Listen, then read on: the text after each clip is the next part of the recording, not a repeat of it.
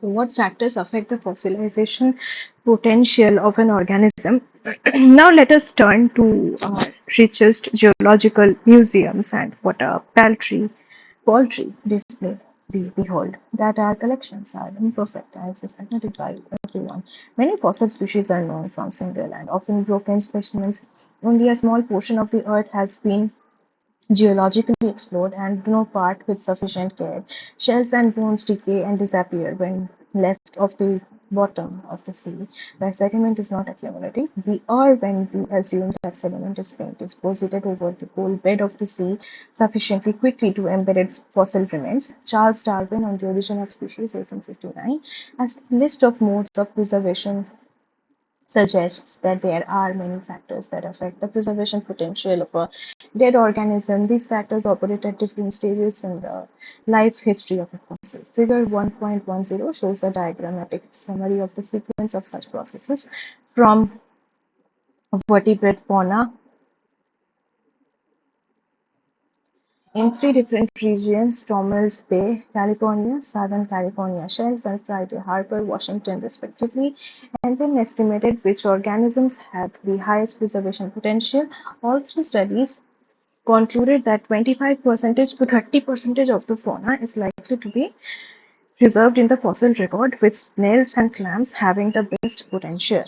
And the soft-bodied groups such as flatworms, segmented polysheet worms, which may make up 40% of the species in modern shallow marine habitats, and other worm-like organisms, spinal siponculids, phoronids, and other echurids, having very little chance of fossilization. Some arthropods, such as heavy-shelled crabs and barnacles, may fossilize, but other thin-shelled crustaceans, such as shrimp, rarely do. A few thick-shelled echinoderms, such as sea urchins, fossilize, but sea stars and brittle stars have little chance of becoming fossils. In addition, Schkoff 1978 found that there were differences based on substrate and ecology as well. Organisms living on mud, sand, or rocky substrates appear to fossilize almost equally well, although muddy bottoms have the best potential because they represent quiet water with few energetic currents, and rocky habitats the worst because they are seldom buried. Even more striking was the difference between ecological types. About 67% of the sedentary organisms, herbivores,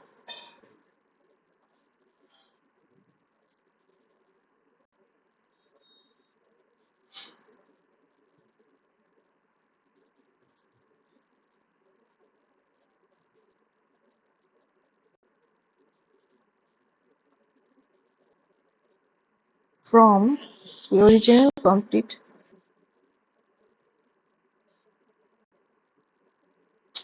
I'm so sorry.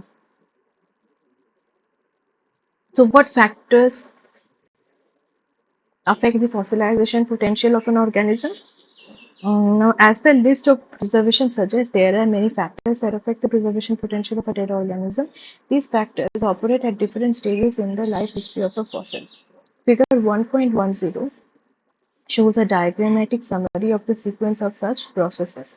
From the original complete assemblage of living organisms, known as a live assemblage or biocenosis, many events can occur that screen out certain organisms, leaving such smaller death assemblage or thanatocytosis. The process of breakup and decay of organisms immediately after death is known as necrolysis, literally death breakup. For example, the thanatocytosis on a modern seafloor will consist mostly of durable mollusk shells. All of the soft-bodied invertebrates in the living biocenosis, such as jellyfish, worms, have decayed. Numerous studies have documented the biases inherent in the processes of death and decay and estimated the preservation potential of various marine invertebrates. For example, Johnson, 1964, Stanton, 1976, and Spoff, 1978, censured the marine invertebrate fauna in three different regions: Tomans Bay, California, Southern California Shelf, and Friday Harbor, Washington, respectively, and then estimated which organisms had the highest preservation potential. All three studies concluded that 25% to 30% of the fauna is likely to be preserved in the fossil record, with snails and clams having the best potential, and the soft-bodied groups such as flatworms, segmented polychaete worms, which may make up 40% of the species in modern shallow marine habitats, and other worm-like organisms, siphonculids, poronids, and echidnids, having very little chance of fossilization. Some arthropods, such as heavy-shelled crabs and barnacles, may fossilize, but other thin-shelled crustaceans, such as shrimp, rarely do. A few thick-shelled echinoderms, such as sea urchins, fossilize, but sea stars and brittle stars have little chance of becoming fossils. Okay, a few thick-shelled echinoderms such as sea urchins fossilize, but sea stars and brittle stars have little chance of becoming fossils. In addition, Schwab 1978 found that there were differences based on substrate and ecology as well. Organisms living on mud, sand, or rocky substrates appeared to fossilize almost equally well, although muddy bottoms have the best potential because they represent quiet water with few energetic currents, and rocky habitats the worst because they are seldom buried. Even more striking was the difference between ecological types. About 67% of the sedentary organisms, herbivores and filter feeders, are fossilized, but carnivores and mobile detritus feeders are much less frequently preserved, 16% to 27% of the taxa. Schwab pointed out that herbivores and filter feeders tend to have heavier skeletons or may even be solid masses of calcite, such as skeletons, or may even be solid masses of calcite, such as corals, whereas detritus feeders and carnivores have much lighter and less durable skeletons because they must move around to find their food. An estimate of the ratio of herbivores to carnivores from such data would be distorted beyond recognition. After a death assemblage accumulates, many other factors operate on the hard parts to pick them up and scatter them around. So even smaller percentage ends up buried for future fossilization. These processes occur after necrolysis and are known as biostratinommy, loosely the laws of which living things become stratified. These agents of destruction can be biological, mechanical, or chemical. Biological agents. Now, biological agents are the most important factor in most environments, both marine and terrestrial. Both predators and scavengers are very active in breaking up shells and bones to extract almost all the useful nutrition out of them.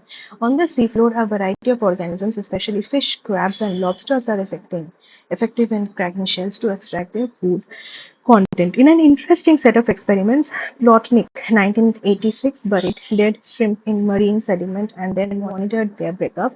He found that scavengers, probably crabs, broke most of them up very quickly, even if they were buried as deep as 10 centimeter. Burrowing organisms were also very important in disturbing, breaking up, and consuming the carcasses. Only if they were buried deeper than 10 centimeters in relatively anoxic waters did the shrimp carcasses last, but eventually even these decayed due to bacterial action. A great variety of similar studies in experimental taxonomy were summarized by Briggs 1995. In addition to predators and scavengers breaking shells to extract soft parts for food, the shells themselves are subject to other biological agents of destruction. The most important of these are organisms that use the shell as a substrate or as a source of food for nutrient. A variety of organisms, including boring algae, boring sponges, worms, and bryozoans, erode holes and canals in dead shells and eventually weaken them so that they fall apart. On land, a variety of predators and scavengers work very quickly to break up carcasses or vegetation. Once a tree falls in the forest, a wide variety of organisms form from termites ants, beetles, and worms to fungi and bacteria of various kinds reduce it to organic material that can be recycled back into the food chain. Studies of animals on the African savanna have shown that there is a distinct pecking order among predators and scavengers. After lions bring down their prey, they consume not only the best meat but may even break some bone. Soon thereafter, the hyenas and jackals move in to scavenge the remaining meat and break up the bones of for their marrow. The vultures hover nearby, getting whatever scraps they can. Finally, the ants and dermestid beetles strip the bones of the very last scraps of soft tissue, including tendons and cartilage. But these scavengers are not the only important biological agents of destruction.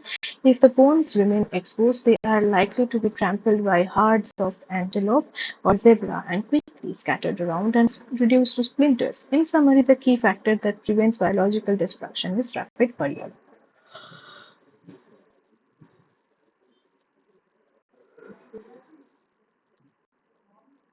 Mechanical agents. Mechanical agents of destruction such as wind, waves, and currents can be very important. These processes are most effective in shallow waters where both waves and storms have their highest energies. Nordics 1986.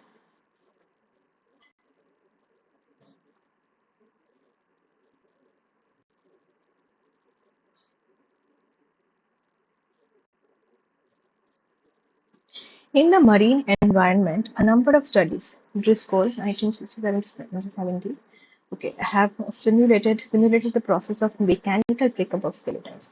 One of the earliest, simplest, and most meaningful studies of these processes was performed by Chave in 1964. He placed the skeletal parts of a number of marine invertebrates in a tumbling barrel with chert pebbles and then tumbled them for over 100 hours. As expected, thin-shelled organisms such as coralline algae, bryozoans, echinoids, and jingle clams and razor clams broke up in minutes or at most a few hours. Thicker corals, bivalves such as mussels or oysters, and some snails were more durable, lasting up to 50 to 70 hours. The most durable were thick-shelled snails and clams, such as the round snail Nerita and clam Spicula. Shell texture was also important. The densest, most fine-grained shells were the most durable, but skeletons with coarsely crystalline structures such as oysters or porous structure such as corals were less durable, even if they were relatively thick. Similar studies have been performed for terrestrial environments. A classic study by Voorhees took a series of mammal bones and tumbled them in a stream to simulate the processes that occur in a stream. They clustered into three well-defined groups, now known as Voorhees group of increasing durability. The least durable were thin, delicate, elongate group 1 bones, such as ribs, vertebrae, and the breastbone. Slightly more durable were the shoulder blade and core bones. Group 2 consisted of thicker and less delicate bones, such as most of the limb bones and parts of the hip. The most durable elements, Group 3, were the skull and the jaws, which are dense and heavily sutured together. Even more durable and are the individual teeth, which are coated in enamel. The hardest substance in the skeleton. Not surprisingly, most mammals' fossils consist of teeth and jaws, or less commonly skulls. Limb bones for fossil mammals are no less often, and identifiable ribs and vertebrae are so seldom preserved in association with diagnostic skull or tooth material that they seldom even collected or described. In summary, the shape, density, and thickness of the bone or shell are the most important factors in determining its survival under mechanical transport of waves, storms, or river currents.